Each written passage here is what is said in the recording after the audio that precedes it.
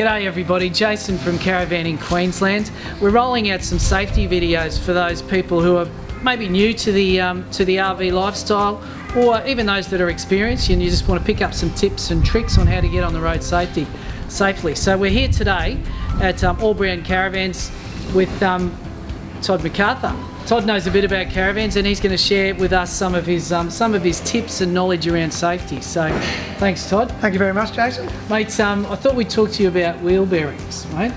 So if you're new to caravanning, new to recreational vehicles, I guess let's start off with what is a wheel bearing and what part does it play? You're right, fairly important part, I would say, being a newbie in this sort of thing. So probably a round way you could say it's the most important thing that's joining your wheel down onto your axle, which is going to spin, and the wheel bearing is trying to give you the least amount of friction along the road so you don't have any dramas when you're going along. So very important part. Yeah, and when you talk about dramas, what are the, if you don't maintain them, what are the sort of things that can happen while you're out on the road? So something we do, and like we see with this place here with some of the insurance pairs, you can see things where people haven't maintained them, have some noises, and where bearings can snap, axles, overheat, tyres can go because of overheating on rims.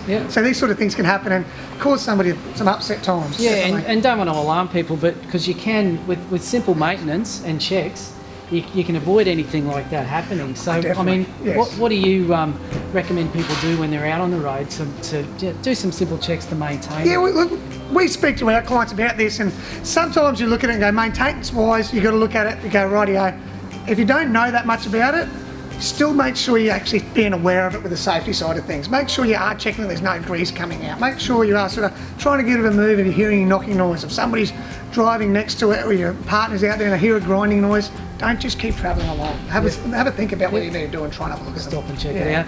Now, doing these checks yourself is good, but as with anything, we always recommend that people have their vans and their trailers serviced regularly. What do you suggest to people? Like how often should you have your bearings checked? Yeah, well, it's dependent on what it is, and most of our vans that we see in the Australian market are a serviceable van. Okay, so serviceable side of things where we're saying where you've got a cone and a cone, stuff like that, and a cup that's going to be serviceable and need to be greased. We say to people, terrain-wise, if you're road bearing 10,000 k's every 12 months, if you are pushing yourself and you want to do the Strzelecki track or Cape and stuff like that, think about it every 5,000 just to make sure you're on the way. You know, enjoy yourself in that way. No, good stuff, mate, because obviously we do want people out on the road safely and want people to get to their destination. So, mate, really appreciate you chatting with us today.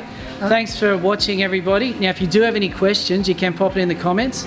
And more information you will find at caravanqld.com.au, including a full list of our members, people like Todd, where you can get your caravan service regularly. So most importantly, stay safe out on the road and enjoy travelling in your caravan or RV.